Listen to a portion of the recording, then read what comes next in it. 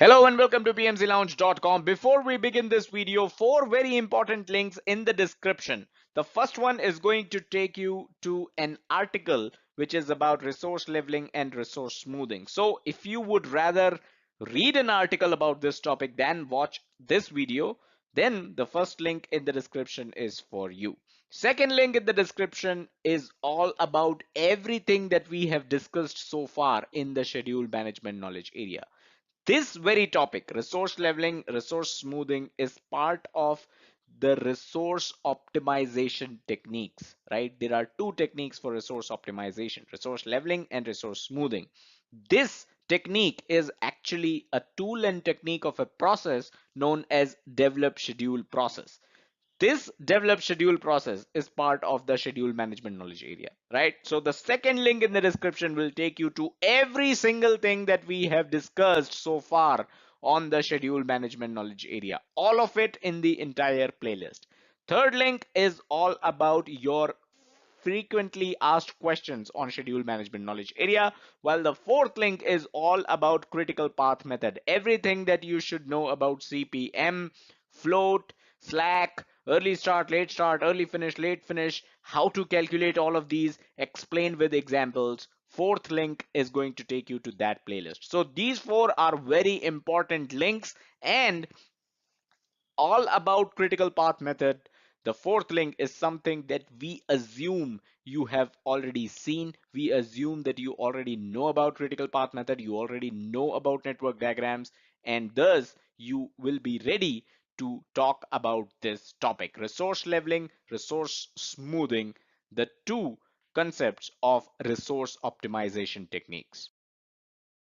First up, why oh why? Rumor has it that the resource leveling technique, the resource leveling, the concept of resource leveling results in a change in the network diagram. So it was a difficult ride. You still learned how to create a network diagram. You still learned how to calculate critical path. You still learned how to calculate early start, early finish, late start, late finish for every single activity in the network diagram. And now you're telling me that making use of this process known as resource leveling, the resource optimization techniques, one of the resource optimization techniques, when you use it, the network diagram is going to change. Why do you want to do so?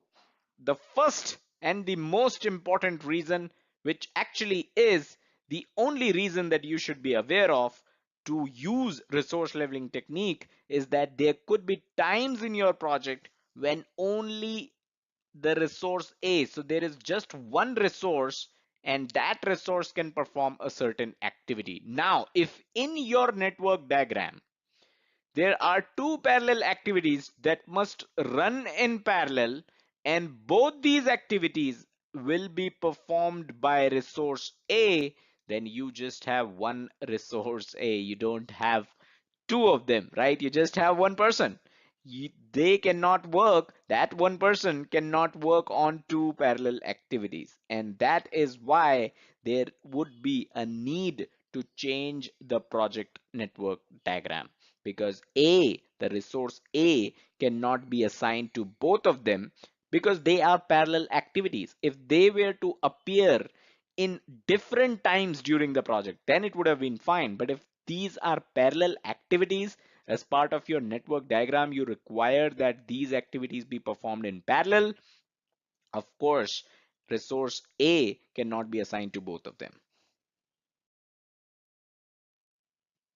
Now, here's an example. Here's a network diagram, and activity C and activity B, let's consider that these are two parallel activities. Resource A cannot be assigned to both these activities, right? Because these are parallel activities and one resource cannot work on both activities at the same time. A resource can work on only one activity at one time. So what is resource leveling? Resource leveling evaluates all the resources, not just resource A, but all the resources to see if the network diagram or the critical path needs to change, right? So based on where the resources are assigned, the resource leveling is going to evaluate that.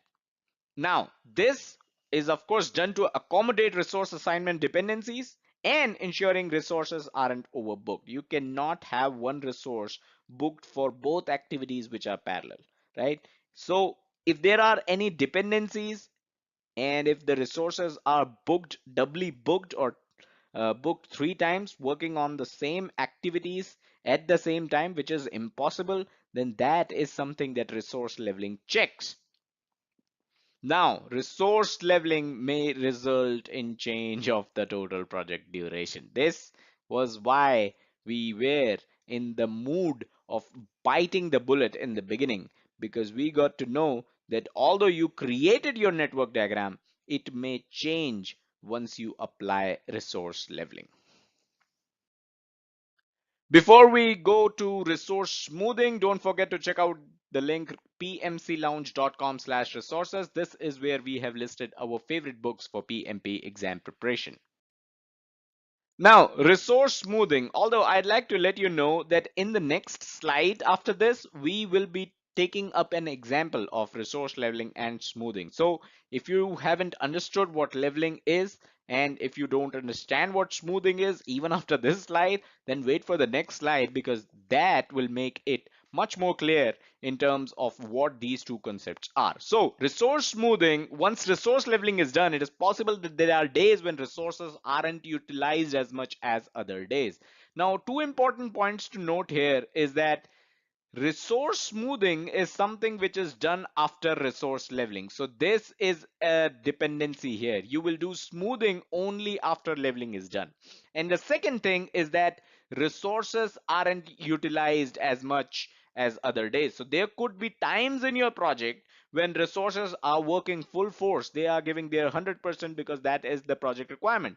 And then there could be times in your project when resources are working only 20% of the time, right? Because that's the amount of time they need to work on your project to make it to the schedule, to reach the important milestones. So can you smooth this up? Can you make sure that resources are working 75% of the time for the entire project duration? Although that might be impossible, that is quite impossible in most of the projects, but that is the entire concept of resource smoothing, right? So it is done to ensure that resource utilization is more or less similar across the entire project duration. So resource smoothing will not change the total project duration, which is something important to note here. While resource leveling is something that has the potential to change the total duration of the project and thus change the entire network diagram of the project, the critical path, everything will be changed when that is done. But resource smoothing is something which does not change the total project duration.